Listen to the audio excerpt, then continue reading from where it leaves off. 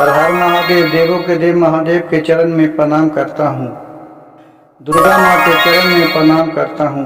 सरस्वती माँ के चरण में प्रणाम करता हूँ। गणेश भगवान के चरण में प्रणाम करता हूँ। गुरु भाई गुरु बहनों के चरणों में प्रणाम करता हूँ। चर्चा करावत रहलो प्रसादिया तू नइखे चढ़ैलो। चर्चा करावत रहलो प्रसादिया तू नइखे चढ़ैलो। अब कैसे मिलिए शिव गुरु तोहार हे बहना। कैसे मिलिए शिव गुरु तोहार हे भैया। चर्चा करावत रहलो जोतवा तू नहीं जलैलो। चर्चा करावत रहलो और जोतवा तू नहीं जलैलू। अब कहाँ मिलिए शिव गुरु तोहार हे बहना।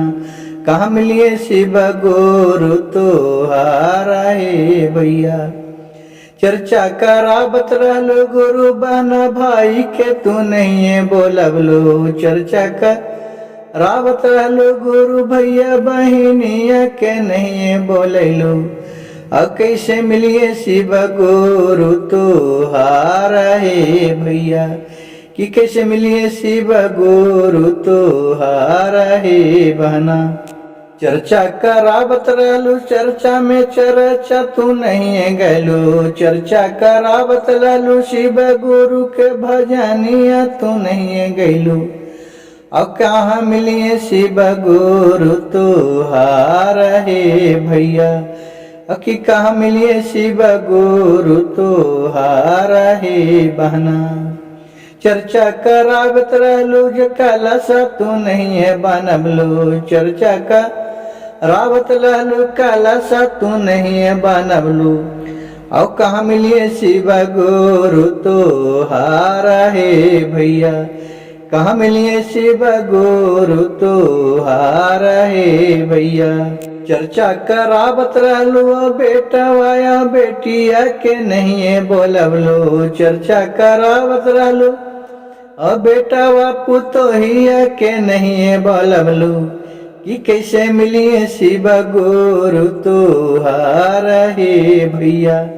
कि कहाँ मिलिए शिव गुरु तोहार हे बहना।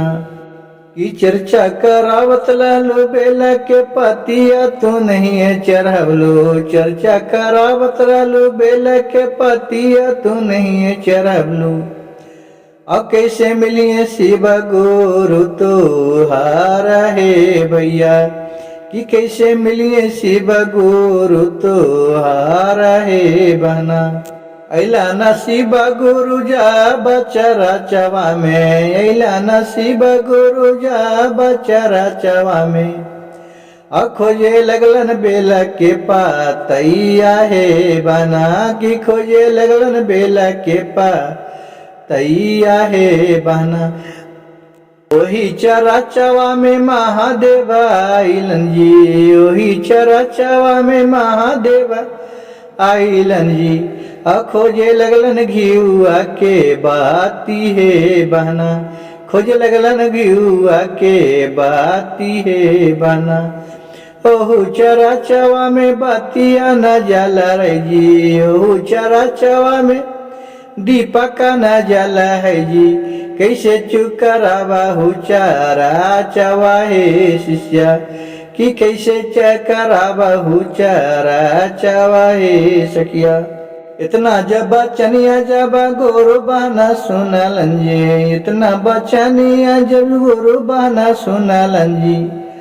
शिव गुरु के गैलन शरण पैरा में लपटाए हे भैया। शिव गुरु के गैलन पैरा में लपटाए हे भैया।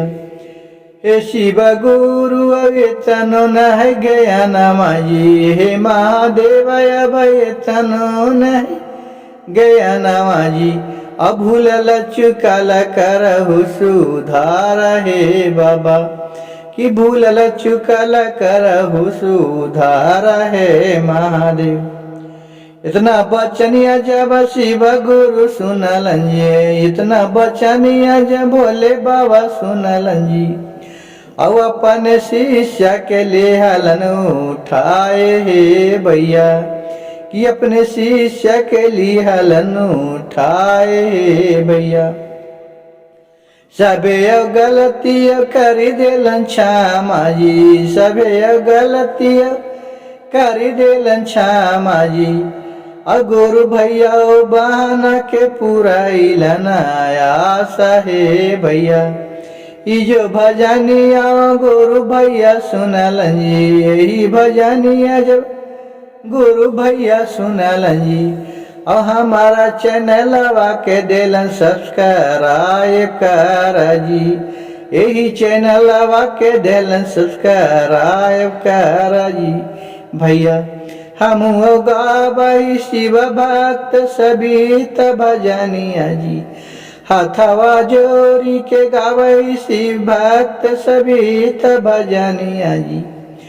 शिव गुरु पुरैये सबके आशा है भैया, कि शिव गुरु पुरैये सबके आशा है बना।